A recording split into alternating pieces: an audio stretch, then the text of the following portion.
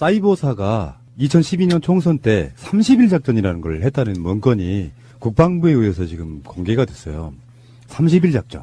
근데 이거 정말 재밌어요. 이거는 뭐 국민을 간첩 세력으로 보고 단계별로 뭐를 해야 된다고 하는 그 치밀한 작전이 나왔는데 2012년 4월 11일 총선을 한 달 앞두고 국군 사이버사령부를 동원해서 정부 비판에 대응하고 치적을 홍보하는 30일 작전. 이 문건이 김관진은 지금 석방됐는데 이 주도자가 김관진이고요. 전체적인 시스템은 청와대가 지금까지 이러이러한 작전을 잘했으니 치하하지만 조금 더 면밀하게 또 대응 방안을 보고하시오 하면은 국방부, 정확히 말하면 사이버사에서 김관진을 통해 가지고 또 어떤 계획을 수립해주고 이런 관계가 있어요. 주간 단위로 성과형 임무 수행을 했는데 이 단계별로 있어요. 주간 단위가. 1단계. 3월 12일부터 18일까지를 북한 개입을 경고하는 1단계로 설정을 했고요. 이게 무슨 민방위훈련도 아니고 다음에 2단계. 3월 19일부터 25일을 종북 위협 전파 주간. 예. 3월 26일부터 4월 1일까지를 중도 오염 차단. 이게 정말 빡치더라고. 그러니까 선거에 국민들이 움직이잖아요. 중도와 보수와 진보가. 근데 중도가 좌파들로부터 오염되는 것을 차단하는 주간이라는 거야. 그리고 총선 전주인 4월 2일부터 8일은 우익 결집 보호 주간. 그리고 4월 9일부터 총선 당일까지 3일 동안을 흑색 선전 차단에 집중하기로 한 것입니다. 정말 웃기지 않아요? 이게 뭐 우리 국민 알기를 거의 뭐로 알고 있는 이 중도 오염 차단이란 말이 정말 이게 섬찟하네요. 섬찟하죠. 처음 네. 들어보는 말인데, 그러니까 이게 지금 그 얘기죠. 중도층이 진보 민주 세력들한테 오염되는 걸 막겠다는 거죠. 지금 이 예. 뜻이. 정보 확산을 막겠다는 거예요. 그러니까. 예. 아, 이거 지금 정말 이게 보면 심각합니다. 이 사이버사 이 문건이 공개된 건 이제 김관진이 어차피 사인했기 때문에 이제 머지 않았는데 이 청와대 이명박 청와대에 보고가 된 문건이고 공식적인 서류이고요. 이런 의미입니다. 이 한 달 동안의 시스템 속에서 철저하게 민주 세력은 이 종북 세력으로 낙인을 찍어서 민주 세력을 한쪽으로 울타리를 쳐서 가둬버리고 그리고 걔네들이 얘기하는 이 종북 세력, 민주 세력으로부터 나오는 모든 정보들이 중도 세력 그리고 보수 세력으로 정보가 확산되는 걸 차단하겠다. 이런 의미거든요. 그러니까 지금 정리를 해보면 이런 거예요. 1단계는 북한군을 끌어들입니다. 그죠? 그렇죠. 2단계는 이 북한군이 남한을 위협한다는 걸 전파해요. 그 다음에 3단계는 민주 진보 정책이 중도층을 설득하고 확산될까봐 이거를 오염으로 평가를 했고 이 오염을 차단하는 겁니다. 그러면 이제 여기에 간첩, 좌파 정책은 간첩이 사회를 혼란하기 위해서 만든 거다 이렇게 이제 홍보를 했겠죠. 그 다음에 4단계는 이제 우익을 결집시키는 겁니다. 간첩을 비밀로 우익을 결집시키죠. 그 다음에 5단계는 흑색 선전을 차단하는 겁니다. 이 흑색은 이 아이들이 볼 때 흑색이고요. 우리가 볼 때는 실제 부정부패의 의혹을 차단하는 겁니다. 이게 맞죠? 예. 예. 그 다음에 마지막 단계로 가서는 결국은 중도층을 끌어들여서 총선에서 이기려고 하는 술책이 보여서 결국은 새누리당이 당시 새누리당이죠. 예, 그래서 새누리당이 다수당으로 차지하는 계기가 됐던 겁니다. 이게. 그러니까 결국은 이게 와 우리 국민들이 그동안에 고민하고 의혹을 제기했던 게 사실로 문건으로 밝혀졌고 이것이 김관진 국방부 장관이 쌓인 친필이 있다는 겁니다. 맞죠? 이건 이제 빼도 박도 못하는 증거가 나온 거고요. 이거는 선거 개입, 그러니까 국가기관이 선거에 개입을 했다라는 그 증거 자료이기도 하고요. 여기 이 문건에서 나오는 게 웃기는 게 있습니다. 사이버서가 뭐 하는 데죠? 사이버 세계에서 인터넷이나 컴퓨터 이런 정보 세계에서 대한민국의 안보를 지키겠다라고 하는 게 사이버사의 목표예요. 대한민국의 안보를 위해서 대한민국의 안보는 외부로부터 들어오는 그 위협 그리고 내부에서 문제가 될 수 있는 부분 그런 부분들인데 이 문건에서 나오는 게 웃기는 말이 이겁니다. 한 명의 간첩이 100명의 종북 세력과 10,000명의 좌파를 만든다. 이 논리대로라면 그러면 국방부 사이버사나 국정원에서는 북한에 한 1,000명의 간첩만 보내면 북한을 무혈 점령할 수 있다는 거예요. 그런데 그거는 안 하고 내부에서 북한에서 한 명의 간첩이 내려오면 여기에 물든 사람이 10,000명이 생기니까 우리가 이거를 내부를 단속을 해야 돼. 그리고 우리 편을 지켜야 돼. 라는 것을 선거직 한 달 동안 집중적으로 사이버상에서 이 여론 작업을 벌였다는 거거든요. 그 선거 때요. 그 선거가 4월 11일 날 이게 19대 국회의원 선거인데 2012년 4월 11일 날 치러졌던 선거에서 이것 때문에라고 뭐 다 설명할 수는 없겠지만 당시 새누리당이 152석 얻었고요. 그렇죠. 다음에 민주통합당이 127석, 그리고 통합진보당이 13석, 자유선진당이 5석, 무소속이 3명 의석을 가졌던 바로 그런 선거인데 충격적인 게 이런 거였어요. 한 명의 간첩이 100명의 종북 세력과 10,000명의 좌파를 만든다. 그러니까 이 진보 민주 세력에 있는 사람들은 다 간첩한테 세뇌 교육 받은 사람들이다. 예. 이게 단적으로 이거 종북 세력이다. 이렇게 얘기하는 거죠. 그래서 지금 박사모 집회에 보면 문재인 대통령을 간첩이라고 써갖고 다녀요. 제가 그 이야기를 왜 하냐면 네. 지금 뭐 한 명의 간첩, 100명의 종북 세력, 10,000명의 좌파 이렇게 하는 거는 이 사람들은 자기들의 불법성을 피해가려고 나름대로 머리를 쓴 거예요. 실제로 간첩이 어딨어. 근데 군이 이 행위에 개입하려면 간첩이라고 하는 안보에 관련된 단어가 등장을 해야 돼요. 그러니까 사실은 앞에 있는 간첩은 사실 의미가 없는 건데 앞에다가 간첩을 집어넣어야만 자기들의 행위가 정당화되는 그걸 만들기 위해서 간첩이라는 말을 계속 쓰고 있는 거예요. 이게. 그렇죠. 그리고 이제 인터넷이나 극우단체들의 인기 있는 언론인이라고 해야 되나 이런 사람들이 나만의 간첩이 1만 명이다 뭐 2만 명이다 했던 근거지가 바로 여기에서 나오는 거거든요. 그리고 각종 집회에서 극우단체 집회에서 누구 간첩이라고 얘기한 게 이렇게 군이나 국정원이 이렇게 허위사실을 유포하고 그 허위사실로 세뇌가 된 사람들로 인해서 지금 국가가 분열의 열병을 앓고 있는 거 아닙니까? 이게 이제 범국민적으로 저는 대응을 해야 된다고 생각합니다. 왜 그러냐면 국정원과 군 사이버 사령부가 세뇌시킨 일반 국민들이 지금도 길거리에 나와서 현 정부가 간첩 정부다니 어쩌니 이렇게 호도를 하고 있기 때문에 이 문제는 국가적 범 차원에서 다뤄줘야 된다. 방송이고 그다음에 이 전면적인 수사를 통해서 이들이 어떻게 더 점조적으로 움직이고 있고 그리고 이들이 지금은 향후에는 하지 않는 것인지 향후에도 이런 범죄가 내년 지방선거 이 범죄를 하지 말라는 법이 있나요? 지금 이게 과거의 문제가 아니란 말이에요. 그리고 최근에 자기 국군 내 수사기관을 감청했잖아요. 이 정부에서도 지금 그 짓을 하고 있단 말이에요. 국방부 기무사가 국방부 수사팀을 감청한 거 아닙니까? 그러면 지금도 이 정부에서도 하고 있는데 그럼 미래는 하지 않는다는 확신이 있는 거냐?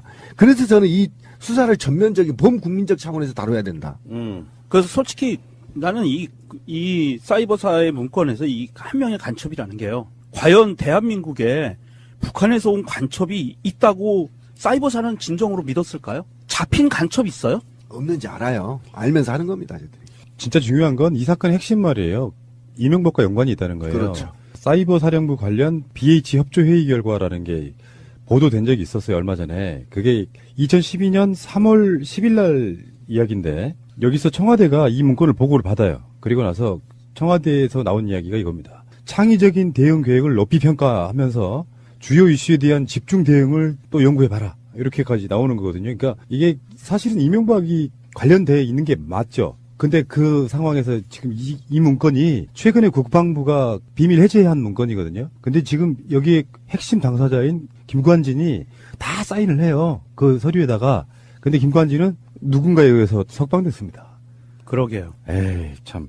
어쨌건 증거랄까 자료들이 계속 쏟아져 나오면서 결국에는 이명박과 김관진은 또 구속이 될 수밖에 없는데 굉장히 지루하고 힘드네요. 증거가 나와도 정상적인 업무의 일환이었다 이런 식으로 몰고 갈 거 아니에요. 간첩 잡는다고.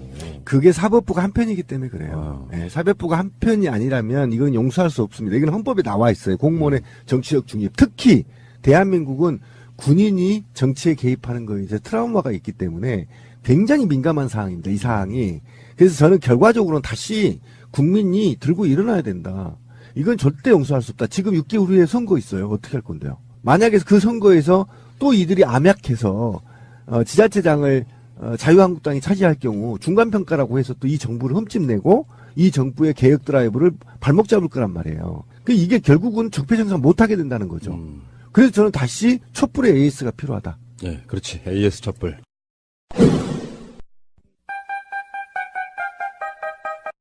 자, 통일부의 혁신 TF 격이죠. 통일부 정책혁신위원회.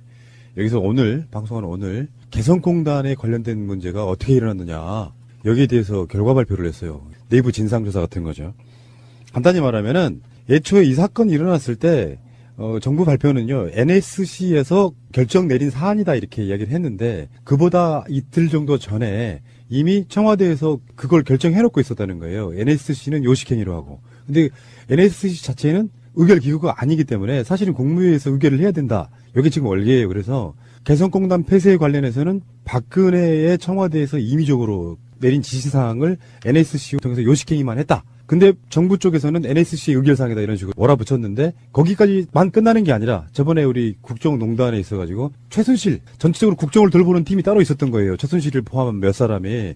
그중에 무슨 이유에선지 모르지만 개성공단 폐쇄해야 되는 거 아니야? 이 한마디가 일파만파 된 게 아니냐는 의혹을 갖고 있는 거죠. 자, 이게 보면 국가의 중요 정책 사항들은요. 대통령이 주재한 국무회의에서 국무총리가 주재하죠. 국무회의에서 문서로 발동이 돼요. 문서에 의해서 정책이 결정이 됩니다. 그런데 이것을 박근혜가 대통령이라는 지위에 있다는 한 가지 이유로 그냥 구두상으로 명령을 해요. 개성공단 폐쇄하도록 하세요. 하니까 그리고 이틀 뒤에 NSC가 열려서 그것을 모양새를 갖춰주고 NSC는 자문기구인데 모양새를 갖춰주고 그냥 정부가 그거를 정책으로 밀어버렸다는 거죠. 국무회의 의결도 나지 않고 그랬다는 건데 문제는 이게 심각한 문제예요. 어떤 문제가 있냐면 박근혜가 이렇게 구두로 했다는 것은요. 이것은 정말 법이 허용하는 한도 내에서 완전히 벗어난 거예요. 이건 자기 아버지가 하던 거를 그대로 따라한 것밖에 없고요. 그 보고 배운 것밖에 없어요. 그런 상태에서 자 그때를 보면 물론 북한이 핵 실험을 하고 했지만 중요한 것은요. 개성공단을 폐쇄한 것은 결정적으로 선거에 이용하기 위해서라는 거. 그것에 그 북한을 끌어들여서 다시 개성공단을 그러니까 북한 이슈를 계속 키워내기 위한 하나의 도발이었던 거죠.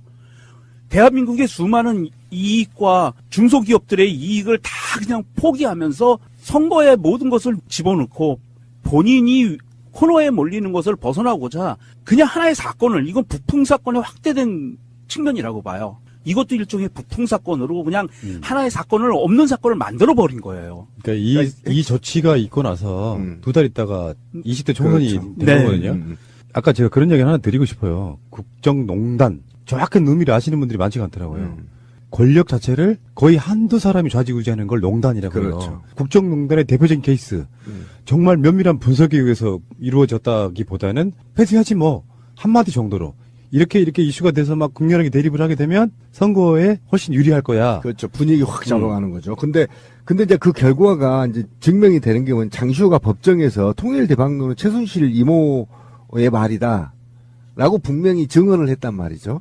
그러니까 지금 이 말이 있고 그러면 통일대박론이 어째서 나왔느냐라는 근거는 최순실이 우주의 기운을 받은 거 아닙니까? 그러니까 우주 기운을 받으면 개성공단을 폐쇄하면 북한이 붕괴되니 그때 우리가 올라가서 대박 치자 이 논리잖아요. 남한이 미군을 앞세워서 북한을 무력으로 통일시키겠다는 그 북진 통일을 통해서 무력으로 통일을 잡겠다는 최순실의 우주 영적론이 이 개성공단을 중지시켰다는 게 지금 중론이잖아요. 그죠? 그러니까 그러면 아무 생각 없이 박근혜가 최순실로부터 전화 받고 언니 통일 대박이야.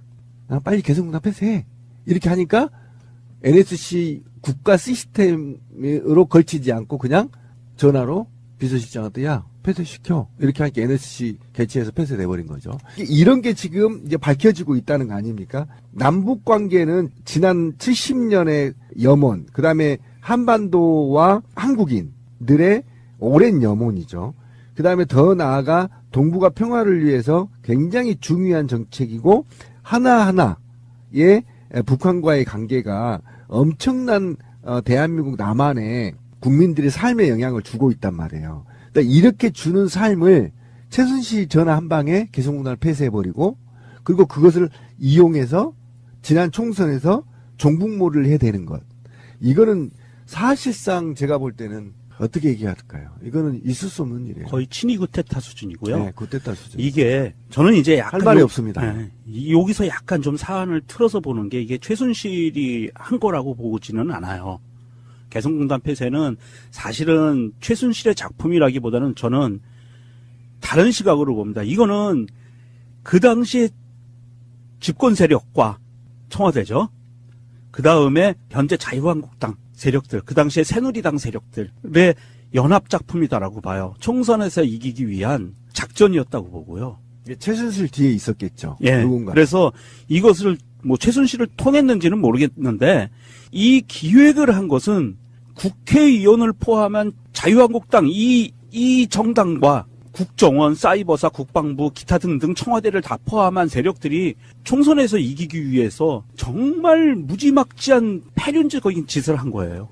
이거는 친일구테타 버금간다고 봐요. 어쨌든 지금까지 밝혀지고 있는 것은 최순실이 전화 한 방에 개성공단이 폐쇄됐다는 것은 지금 하나둘 밝혀지고 있는 겁니다. 그러니까 그 뒤에 배경에 최순실 뒤에 배경에 정치적인 어떤 암투가 있었는지 모르겠지만 대통령이 남북관계에 있어서 신중하지 못하고 최순실의 말 한마디에 폐쇄했다는 게 지금 밝혀지고 있기 때문에 이거는 제가 볼 때는 거의 강함으로 해서 능지처참을 해도 역사의 죄를 갚지 못할 중범죄입니다.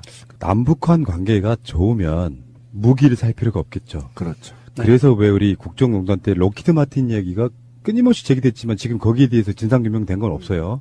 남북 관계에 있어서 개성공단은 불가역적이었어요. 박근혜부터도 어떤 일이 있어도 개성공단 폐쇄하지 않겠다라는 서약 비슷한까지 했던 게 그 개성공단이었거든요. 그거를 폐쇄를 하면 남북 관계는 급격하게 얼어붙으면서 한국이 무기를 사줘야 될 이유가 생기는 부분과 연관이 있다라고 의혹 제기를 해왔었잖아요. 그러니까 그렇죠.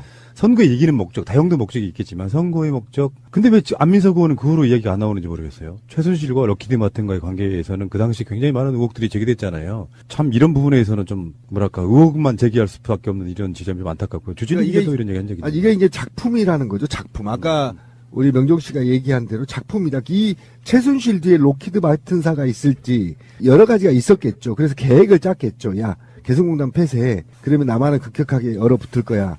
그러면 록히드 마틴사의 무기를 사들여. 그럼 내가 커미션 얼마 줄게. 이게 다 계획에 의해서 이루어진 겁니다. 이거 반드시 밝혀야 될 사항이에요. 예, 알겠습니다. 그 돈 먹는 하마에 대한 얘기를 좀 하려고 그래요. 돈 먹는 하마. 자유한국당의 이우현 의원 여러 가지로 뭐 돈을 받았네 만에 저번에 차용증도 막 만들어달라고 하고 난리 났었죠. 이분이 지금 자유총연맹의 전직 간부로부터 2억 5천만 원을 받은 이야기가 또 나오고 있어요. 자유한국당의 국회의원들을 전수조사하면 어마어마한 게 나올 거라고 보는 일각의 일종의 샘플 같은 겁니다. 그렇죠. 이 사람은 지금 뭐 공천 관련해서 헌금 받은 것도 10억이 넘어가는 사람이에요. 밝혀진 것만. 차용증 만들어달라는 참 희대의 코멘트 하고 있고. 검찰이 부르니까 병원에 가서 시술 받아버리고. 지금 이제 국회가 계속 회기가 연장되고 있어요. 임시국회가. 이 의원의 후원회장이라고 알려졌는데 후원회장도 아니야. 후원회장이기 때문에 후원금을 건넸다. 사실은 그런 경우가 아니라면 이 경우는 그런 경우죠. 뇌물을 주고 반대로 무언가를 봐준 그런 케이스라고 봐야겠죠. 지금 이 의원도 그렇고요. 우리가 얼마 전에 방송으로 이야기했던 서청원 건도 그렇고 닥치는 대로 검은 게이트와 연관이 있다는 거잖아요. 저번에 그 야수님 증언에 의하면은 각종 제보가 다 서청원이 뭘 해먹었다 이야기하는 것처럼 대체 이 사람들을 얼마나 썩었는지를 단적으로 이 의원이 누군지 아세요? 여러분 이 사건 나기 전에 이름 들어본 적이나 있어요? 몰랐죠. 그러니까 지역이나 어디서 요소에서 관련돼 있는 상임위나 있으면서 지역으로부터 관련 상임위에 있는 기업들로부터 엄청나게 뭔가를 받아 챙겼던 아니 시대가 어떤 시대인데 이런 자들이 버젓이 지금도 국회에 있냐고요. 돈이나 받고. 자유한국당 다 깨끗한데 서청원하고 이우현 막 안 깨끗할까요? 지금 생각해보면은 검찰의 어떤 인력적인 한계, 사회적 분위기 한계도 한몫할 거라고 생각하는데 자유한국당 사람들 특별법 만들어가지고 자유한국당이 아니라도 마찬가지예요. 이쪽에 계시는 분이라도 뇌물 받고 이러신 분들 전부 다 탈탈탈 털어가지고 일정 정도 사실상의 국회 해산해주라는 정도로 뭔가 좀 단죄를 해야 됩니다. 찔끔찔끔 이렇게 드러나니까 우리 감각도 이제 약간 무감각해진 것 같아요. 제가 그래서 저는 그런 얘기입니다. 촛불혁명이었다라고 한다면 적어도 촛불혁명만큼의 강도 높은 개혁과 개혁 정책을 해야 된다는 거죠. 이 국민들의 정서가 지금 법원에 전달되지 않고 있는 이유는 분명히 말씀드리지만 대한민국은 상위 1%가 국가 권력을 다 장악해 있기 때문이에요. 그러니까 우리가 볼 때는 사법부가 국회와 전혀 연관이 없을 것 같지만 국회의원의 자식, 조카, 사돈 다 연결돼 있고요. 대기업들도 다 사법부에 연결돼 있고요. 그다음에 지금 우리가 말했던 지금 지탄받고 있는 한번 봅시다. 자유총연맹 김경재 이자가 누굽니까? 김대중 대통령 예, 쓰레기입니다, 지금. 쓰레기로 전략한 거잖아요. 다 이런 수뇌부들이, 다 그렇고 그 인맥들이 있기 때문에 서로 감싸주기를 사법부든 입법부든 행정부든 지금 하고 있다라는 겁니다, 제 얘기는. 그러면 과감하게 이거를 척결할 수 있는 것은 국민밖에 없단 말이에요. 지속적으로 요구를 할 수밖에 없는 것이고, 더더욱이 제가 지금 화가 난 건 뭐냐면, 박근혜 임기 시절에 이명박과 박근혜 임기 시절에 가장 방방 떴던, 날뛰었던 단체가 어딥니까? 자유총연맹하고 재향군인의 고엽제 전후의 경우에 새마을협회, 이 관변단체인데 혈세로 전부 다 지금 지원을 한 거 아닙니까? 그렇죠. 예. 이 단체 해산해야 돼요, 시발. 이 단체가 해산하지 않으면 이 다음에 또 이 악이 반복된단 말이에요. 완전하게 해체시켜야 됩니다, 국정원까지. 그러려면 아직도 우리가 더 분노하고 더 직결해야 된다는. 지금 문재인 정부에 맡기고 다 맡겨놓고 우리는 일상생활 하면 저 분명히 말씀드리면 30%도 정산 못합니다. 지금 이런 식으로 엄청나게 지난 9년 동안 곳곳에서 이렇게 헤쳐먹은 걸 언제 정부가 다 파고 언제 사법부가 다 팝니까? 우리 국민들 기억도 못합니다, 이거. 그래서 사실 이제 검찰에서는 굉장히 어려워요. 인력 문제도 있고 시간 문제도 있고 순서 문제도 있고 하기 때문에. 그래서 지금 그 정부에서 하고자 하는 것은 공수처법이거든요. 공수처법이 발효가 되면 고위공직자 비리수사처를 만들면 이런 국회의원, 이런 그 아주 고위직에 있는 사람들에 대해서 정말 감찰을 제대로 할 수 있는 거거든요. 집중적으로. 그래서 고위공직자들이 비리를 저지를 수 없는 나라를 만들겠다라는 게 공수처법이에요. 이 사건에 대한 얼개를 좀 설명 좀 해주세요. 박근혜 정부 당시에 한국자유총연맹 간부와 새누리당 중앙위원회 상임고문을 지낸 윤 모 씨가 있습니다. 경기도 용인시에서 건설업체를 운영하던 윤 씨는 같은 지역에 있던 이우현 의원이 국회에 입성하자 뒷돈을 건네기 시작했습니다. 예, 검찰이 지금 파고 있는 이야기는 뭐냐면은 이 윤모 씨가 한국전력 자회사의 자리를 청탁한다는 거야. 이 사람 건설회사 운영하는 사람이죠. 한국전력 자회사에 자리 청탁한다는 게 보통 이제 이사 정도 될 거예요, 아마. 이 사람도 정치권에 있는 사람이잖아요. 그래서 이우연 이 사람에게 뇌물을 건네면서 그 자리를, 이 뇌물 구전이 이렇게 되는 거야. 만약에 이 사람이 한국전력 자회사의 어떤 이사 정도를 꽂히면 자기가 뇌물 준 만큼보다 훨씬 더 많이 가져올 뭔가가 있는 거거든요. 그렇죠. 당연히 그중에 네. 건설회사를 갖고 있었으니까 그 회사에 일감 몰아주기를 하겠죠. 그러니까 이런 놈들이 한두 명이겠냐고요. 근데 정치 보복 탄압이라는 논리로 막 완곡에 저항하고 있는 거거든. 이 세력 자체는 사실은 자유한국당이라는 세력 자체는 민주주의 국가니까 살아남고 있는 거예요. 만약에 정반대로 정말 깨끗한 군인들이 쿠데타 같은 걸 했다 그러면 바로 청사령이야, 이 사람들. 하는 짓 보면 진짜. 근데 사실은 이게 이제 촛불혁명 이후에 그 정도 아까 막 권 PD가 얘기한 대로 그 정도의 강도 높은 척결을 했었어야 돼요. 진짜 저는 쓸었어야 된다고 봐요. 근데 사실 좀 어렵죠, 그 부분이. 실질적으로. 그래서 어렵다. 저는 아까 우리 검찰 인력 부족이라고 했는데 특별검찰을 한 1000명 정도 채용해서요. 이거 사이버사가 2012년 총선 때 30일 작전이라는 걸 했다는 문건이 국방부에 의해서 지금 공개가 됐어요. 30일 작전. 근데 이거 정말 재밌어요. 이거는 뭐 국민을 간첩 세력으로 보고 단계별로 뭐를 해야 된다고 하는 그 치밀한 작전이 나왔는데 2012년 4월 11일 총선을 한 달 앞두고 국군 사이버사령부를 동원해서 정부 비판에 대응하고 치적을 홍보하는 30일 작전. 이 문건이 김관진은 지금 석방됐는데 이 주도자가 김관진이고요. 전체적인 시스템은 청와대가 지금까지 이러이러한 작전을 잘했으니 치하하지만 조금 더 면밀하게 또 대응 방안을 보고하시오 하면은 국방부, 정확히 말하면 사이버사에서 김관진을 통해 가지고 또 어떤 계획을 수립해주고 이런 관계가 있어요. 주간 단위로 성과형 임무 수행을 했는데 이 단계별로 있어요. 주간 단위가. 1단계. 3월 12일부터 18일까지를 북한 개입을 경고하는 1단계로 설정을 했고요. 이게 무슨 민방위훈련도 아니고 다음에 2단계. 3월 19일부터 25일을 종북 위협 전파 주간, 예. 3월 26일부터 4월 1일까지를 중도 오염 차단. 이게 정말 빡치더라고. 그러니까 선거에 국민들이 움직이잖아요. 중도와 보수와 진보가. 근데 중도가 좌파들로부터 오염되는 것을 차단하는 주간이라는 거야. 그리고 총선 전주인 4월 2일부터 8일은 우익 결집 보호 주간. 그리고 4월 9일부터 총선 당일까지 3일 동안을 흑색 선전 차단에 집중하기로 한 것입니다. 정말 웃기지 않아요? 이게 뭐 우리 국민 알기를 거의 뭐로 알고 있는. 이 중도 오염 차단이란 말이 정말 이게 섬찟하네요. 섬찟하죠. 태어나서 처음 네. 들어보는 말인데. 그러니까 이게 지금 그 얘기죠. 중도층이 진보 민주 세력들한테 오염되는 걸 막겠다는 거죠. 지금 이 예. 뜻이. 정보 확산을 막겠다는 거예요. 그러니까. 예. 아, 이거 지금 정말 이게 보면 심각합니다. 이 사이버사 이 문건이 공개되고 이제 김관진이 어차피 사인했기 때문에 이제 머지 않았는데 이 청와대 이명박 청와대에 보고가 된 문건이고 공식적인 서류이고요. 이런 의미입니다. 이 한 달 동안의 시스템 속에서 철저하게 민주 세력은 이 종북 세력으로 낙인을 찍어서 민주 세력을 한쪽으로 울타리를 쳐서 가둬버리고, 그리고 걔네들이 얘기하는 이 종북 세력, 민주 세력으로부터 나오는 모든 정보들이 중도 세력, 그리고 보수 세력으로 정보가 확산되는 걸 차단하겠다. 이런 의미거든요. 그러니까 지금 정리를 해보면 이런 거예요. 1단계는 북한군을 끌어들입니다. 그죠? 그렇죠. 2단계는 이 북한군이 남한을 위협한다는 걸 전파해요. 그 다음에 3단계는 민주 진보 정책이 중도층을 설득하고 확산될까봐 이거를 오염으로 평가를 했고, 이 오염을 차단하는 겁니다. 그러면 이제 여기에 간첩, 좌파 정책은 간첩이 사회를 혼란하기 위해서 만든 거다, 이렇게 이제 홍보를 했겠죠.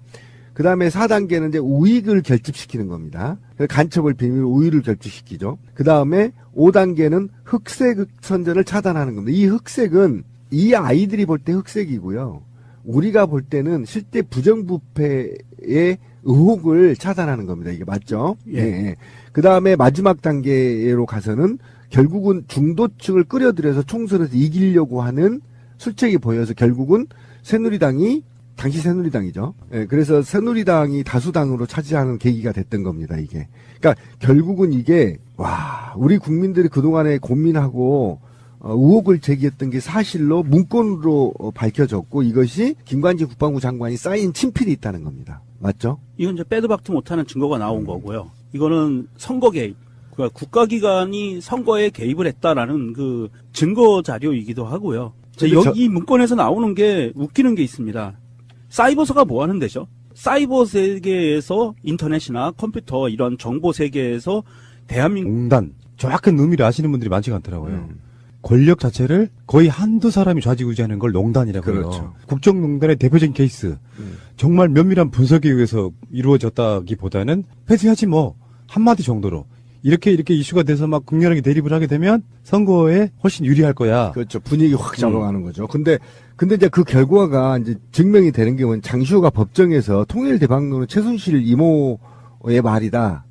라고 분명히 증언을 했단 말이죠. 그러니까 지금 이 말이 있고, 그러면 통일대박론이 어째서 나왔느냐라는 근거는 최순실이 우주의 기운을 받은 거 아닙니까? 그러니까 우주 기운을 받으면 개성공단을 폐쇄하면 북한이 붕괴되니 그때 우리가 올라가서 대박 치자, 이 논리잖아요. 남한이 미군을 앞세워서 북한을 무력으로 통일시키겠다는, 그 북진 통일을 통해서 무력으로 통일을 잡겠다는 최순실의 우주 영적론이 이 개성공단을 중지시켰다는 게 지금 중론이잖아요. 그죠? 그러니까 그러면 아무 생각 없이 박근혜가 최순실로부터 전화 받고, 언니 통일 대박이야, 빨리 개성공단 폐쇄해, 이렇게 하니까 NSC 국가 시스템으로 걸치지 않고 그냥 전화로 비서실장한테 야 폐쇄시켜, 이렇게 하니까 NSC 개최해서 폐쇄돼버린 거죠. 이런 게 지금 이제 밝혀지고 있다는 거 아닙니까? 남북 관계는 지난 70년의 염원, 그 다음에 한반도와 한국인들의 오랜 염원이죠.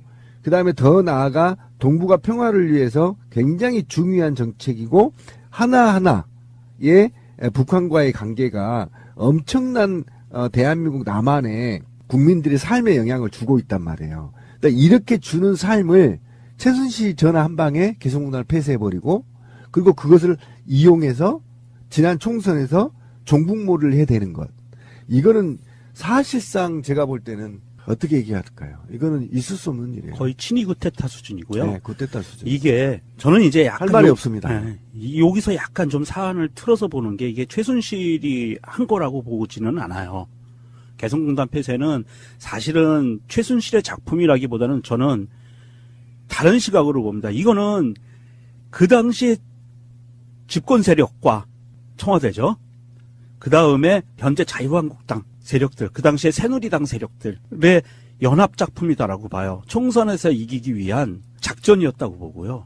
최순실 뒤에 있었겠죠. 예. 누군가. 그래서 이것을 뭐 최순실을 통했는지는 모르겠는데, 이 기획을 한 것은 국회의원을 포함한 자유한국당 이 정당과 국정원, 사이버사, 국방부, 기타 등등 청와대를 다 포함한 세력들이 총선에서 이기기 위해서 정말 무지막지한 패륜적인 짓을 한 거예요. 이거는 친일구 테타 버금간다고 그러니까 봐요. 어쨌든 지금까지 밝혀지고 있는 것은 최순실이 전화 한 방에 개성공단이 폐쇄됐다는 것은 지금 하나 둘 밝혀지고 있는 겁니다. 그러니까 그 뒤에 배경에 최순실 뒤에 배경에 정치적인 어떤 암투가 있었는지 모르겠지만 대통령이 남북 관계에 있어서 신중하지 못하고 최순실의 말 한마디에 폐쇄했다는 게 지금 밝혀지고 있기 때문에 이거는 제가 볼 때는 거의 강함으로 해서 능지처참을 해도 역사의 죄를 갚지 못할 중범죄입니다. 남북한 관계가 좋으면 무기를 살 필요가 없겠죠. 그렇죠. 그래서 왜 우리 국정농단 때 록히드 마틴 이야기가 끊임없이 제기됐지만 지금 거기에 대해서 진상규명된 건 없어요. 남북 관계에 있어서 개성공단은 불가역적이었어요. 박근혜부터도 어떤 일이 있어도 개성공단 폐쇄하지 않겠다라는 서약 비슷한까지 했던 게 그 개성공단이었거든요. 그거를 폐쇄를 하면 남북 관계는 급격하게 얼어붙으면서 한국이 무기를 사줘야 될 이유가 생기는 부분과 한국의 안보를 지키겠다라고 하는 게 사이버사의 목표예요. 대한민국의 안보를 위해서 대한민국의 안보는 외부로부터 들어오는 그 위협 그리고 내부에서 문제가 될 수 있는 부분 그런 부분들인데 이 문건에서 나오는 게 웃기는 말이 이겁니다. 한 명의 간첩이 100명의 종북 세력과 10,000명의 좌파를 만든다. 이 논리대로라면 그러면 국방부 사이버사나 국정원에서는 북한에 한 1,000명의 간첩만 보내면 북한을 무혈 점령할 수 있다는 거예요. 그런데 그거는 안 하고 내부에서 북한에서 한 명의 간첩이 내려오면 여기에 물든 사람이 10,000명이 생기니까 우리가 이거를 내부를 단속을 해야 돼. 그리고 우리 편을 지켜야 돼. 라는 것을 선거직 한 달 동안 집중적으로 사이버상에서 이 여론 작업을 벌였다는 거거든요. 그 선거 때요. 그 선거가 4월 11일 날 이게 19대 국회의원 선거인데 2012년 4월 11일 날 치러졌던 선거에서 이것 때문에라고 뭐 다 설명할 수는 없겠지만 당시 새누리당이 152석 얻었고요. 그렇죠. 다음에 민주통합당이 127석, 그리고 통합진보당이 13석, 자유선진당이 5석, 무소속이 3명 의석을 가졌던 바로 그런 선거인데 충격적인 게 이런 거였어요. 한 명의 간첩이 100명의 종북 세력과 10,000명의 좌파를 만든다. 그러니까 이 진보 민주 세력이 있는 사람들은 다 간첩한테 세뇌 교육 받은 사람들이다. 예. 이게 단적으로 이거 종북 세력이다. 이렇게 얘기하는 거죠. 그래서 지금 박사모 집회에 보면 문재인 대통령을 간첩이라고 써갖고 다녀요. 제가 그 이야기를 왜 하냐면 네. 지금 뭐 한 명의 간첩, 100명의 종북 세력, 10,000명의 좌파 이렇게 하는 거는 이 사람들은 자기들의 불법성을 피해가려고 나름대로 머리를 쓴 거예요. 실제로 간첩이 어딨어. 근데 군이 이 행위에 개입하려면 간첩이라고 하는 안보에 관련된 단어가 등장을 해야 돼요. 그러니까 사실은 앞에 있는 간첩은 사실 의미가 없는 건데 앞에다가 간첩을 집어넣어야만 자기들의 행위가 정당화되는 그걸 만들기 위해서 간첩이라는 말을 계속 쓰고 있는 거예요. 이게. 그렇죠. 그리고 이제 인터넷이나 구구단체들의 인기 있는 언론인이라고 해야 되나 이런 사람들이 나만의 간첩이 1만 명이다 뭐 2만 명이다 했던 근거지가 바로 여기에서 나오는 거거든요. 그리고 각종 집회에서 극우단체 집회에서 누구 간첩이라고 얘기한 게 이렇게 군이나 국정원이 이렇게 허위사실을 유포하고 그 허위사실로 세뇌가 된 사람들로 인해서 지금 국가가 분열의 열병을 앓고 있는 거 아닙니까? 이게 이제 범국민적으로 저는 대응을 해야 된다고 생각합니다. 왜 그러냐면 국정원과 군 사이버사령부가 세뇌시킨 일반 국민들이 지금도 길거리에 나와서 현 정부가 간첩 정부다니 어쩌니 이렇게 호도를 하고 있기 때문에 이 문제는 국가적 범 차원에서 다뤄줘야 된다. 방송이고 그다음에 이 전면적인 수사를 통해서 이들이 어떻게 더 점조적으로 움직이고 있고 그리고 이들이 지금은 향후에는 하지 않는 것인지 향후에도 이런 범죄가 내년 지방선거 이 범죄를 하지 말라는 법이 있나요? 지금 이게 과거의 문제가 아니란 말이에요. 그리고 최근에 자기 국군 내 수사기관을 감청했잖아요. 이 정부에서도 지금 그 짓을 하고 있단 말이에요. 국방부 기무사가 국방부 수사팀을 감청한 거 아닙니까? 그러면 지금도 이 정부에서도 하고 있는데 그럼 미래는 하지 않는다는 확신이 있는 거냐? 그래서 저는 이 수사를 전면적인 범국민적 차원에서 다뤄야 된다. 그래서 솔직히 나는 이 사이버사의 문건에서 이 한 명의 간첩이라는 게요. 과연 대한민국에 북한에서 온 간첩이 있다고 사이버사는 진정으로 믿었을까요? 잡힌 간첩 있어요? 없는지 알아요. 알면서 하는 겁니다. 저들이. 진짜 중요한 건 이 사건의 핵심 말이에요. 이명박과 연관이 있다는 거예요. 그렇죠. 사이버 사령부 관련 BH 협조 회의 결과라는 게 보도된 적이 있었어요, 얼마 전에. 그게 2012년 3월 10일 날 이야기인데, 여기서 청와대가 이 문건을 보고를 받아요. 그리고 나서 청와대에서 나온 이야기가 이겁니다. 창의적인 대응 계획을 높이 평가하면서 주요 이슈에 대한 집중 대응을 또 연구해봐라. 이렇게까지 나오는 거거든요. 그러니까 이게 사실은 이명박이 관련돼 있는 게 맞죠. 근데 그 상황에서 지금 이 문건이 최근에 국방부가 비밀 해제한 문건이거든요. 근데 지금 여기에 핵심 당사자인 김관진이 다 사인을 해요. 그 서류에다가. 근데 김관진은 누군가에 의해서 석방됐습니다. 그러게요. 에이, 참. 어쨌건 증거랄까 자료들이 계속 쏟아져 나오면서 결국에는 이명박과 김관진은 또 구속이 될 수밖에 없는데 굉장히 지루하고 힘드네요. 증거가 나와도 정상적인 업무의 일환이었다 이런 식으로 몰고 갈 거 아니에요. 간첩 잡는다고. 그게 사법부가 한 편이기 때문에 그래요. 네, 사법부가 한 편이 아니라면 이건 용서할 수 없습니다. 이건 헌법에 나와 있어요. 공무원의 정치적 중립. 특히 대한민국은 군인이 정치에 개입하는 거에 이제 트라우마가 있기 때문에 굉장히 민감한 사항입니다. 이 사항이. 그래서 저는 결과적으로는 다시 국민이 들고 일어나야 된다. 이건 절대 용서할 수 없다. 지금 6개월 후에 선거 있어요. 어떻게 할 건데요? 만약에 그 선거에서 또 이들이 암약해서 지자체장을 자유한국당이 차지할 경우 중간평가라고 해서 또 이 정부를 흠집내고 이 정부의 개혁 드라이브를 발목 잡을 거란 말이에요. 이게 결국은 적폐청산 못하게 된다는 거죠. 그래서 저는 다시 촛불의 AS가 필요하다. 예, 그렇지. AS 촛불.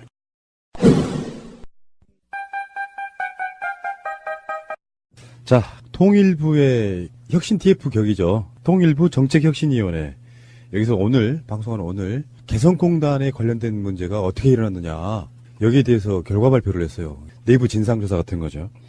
간단히 말하면은, 애초에 이 사건이 일어났을 때, 정부 발표는요, NSC에서 결정 내린 사안이다, 이렇게 이야기를 했는데, 그보다 이틀 정도 전에 이미 청와대에서 그걸 결정해놓고 있었다는 거예요. NSC는 요식행위로 하고. 근데 NSC 자체는 의결기구가 아니기 때문에 사실은 국무회의에서 의결을 해야 된다. 여기 지금 월계예요. 그래서 개성공단 폐쇄에 관련해서는 박근혜의 청와대에서 임의적으로 내린 지시사항을 NSC 통해서 요식행위만 했다. 근데 정부 쪽에서는 NSC 의결사항이다 이런 식으로 몰아붙였는데 거기까지만 끝나는 게 아니라 저번에 우리 국정농단에 있어가지고 최순실 전체적으로 국정을 돌보는 팀이 따로 있었던 거예요. 최순실을 포함한 몇 사람이.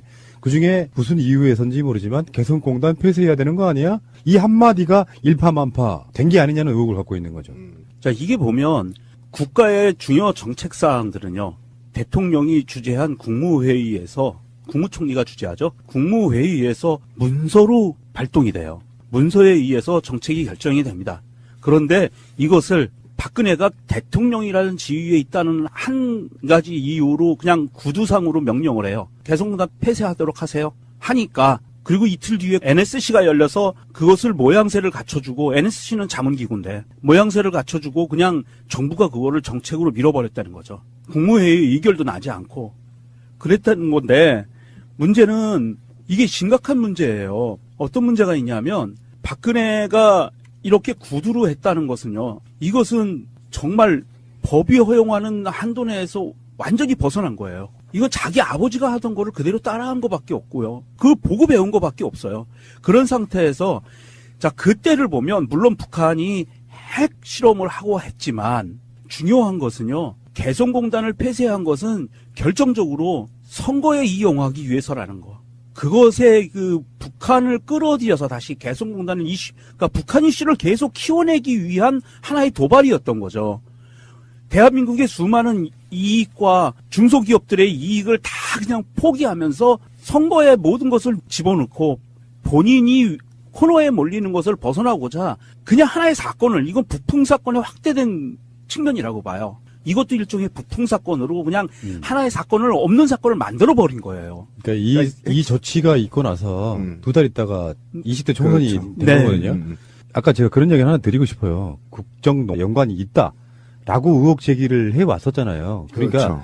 선거에 이기는 목적, 다형도 목적이 있겠지만 선거의 목적. 근데 왜 안민석 의원은 그 후로 이야기가 안 나오는지 모르겠어요. 최순실과 럭키드 마틴과의 관계에서는 그 당시 굉장히 많은 의혹들이 제기됐잖아요. 참 이런 부분에서는 좀 뭐랄까 의혹만 제기할 수밖에 없는 이런 지점이 좀 안타깝고요. 주진님께서 이런 얘기 한 적이 있어요. 이게 이제 작품이라는 거죠. 작품. 아까 우리 명종 씨가 얘기한 대로 작품이다. 이 최순실 뒤에 록히드 마틴사가 있을지 여러 가지가 있었겠죠. 그래서 계획을 짰겠죠. 야, 개성공단 폐쇄해. 그러면 남한은 급격하게 얼어붙을 거야.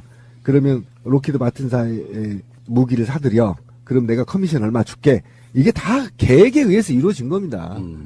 이거 반드시 밝혀야 될 사항이에요. 예, 알겠습니다. 그 돈 먹는 하마에 대한 이야기를 좀 하려고 그래요. 돈 먹는 하마. 자유한국당의 이우현 의원 여러 가지로 뭐 돈을 받았네 만에 저번에 차용증도 막 만들어달라고 하고 난리 났었죠. 이분이 지금 자유총연맹의 전직 간부로부터 2억 5천만 원을 받은 이야기가 또 나오고 있어요. 자유한국당의 국회의원들을 전수조사하면 어마어마한 게 나올 거라고 보는 일각의 중에 샘플 같은 겁니다. 그렇죠.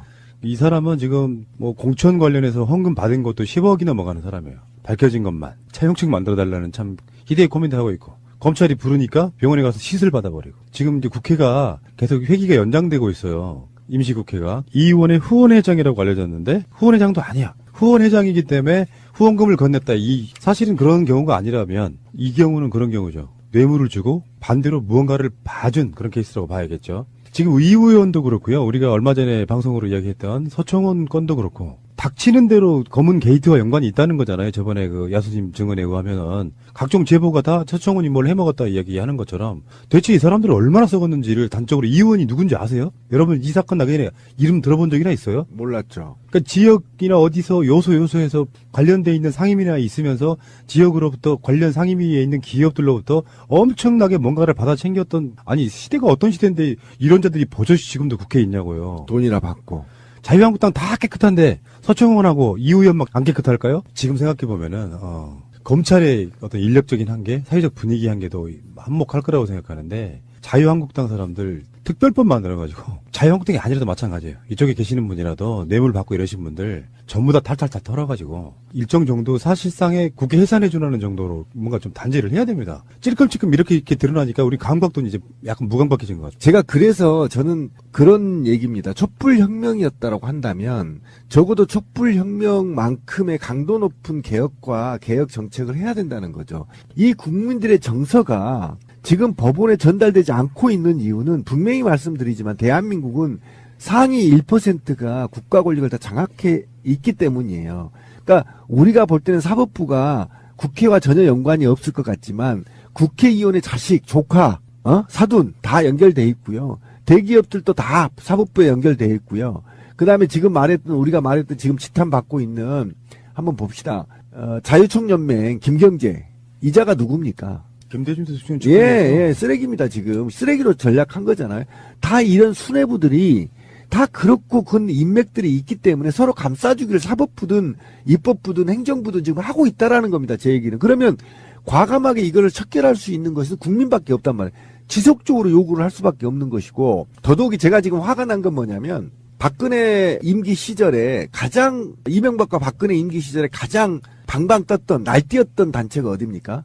자유총연맹하고 제한군인의 고엽제 전후의 경우에 새마을협회 이 관변단체들이 혈세로 전부 다 지금 지원을 한 거 아닙니까? 그렇죠. 예. 이 단체 해산해야 돼요, 시발.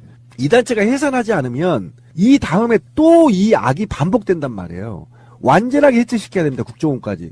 그러려면 아직도 우리가 더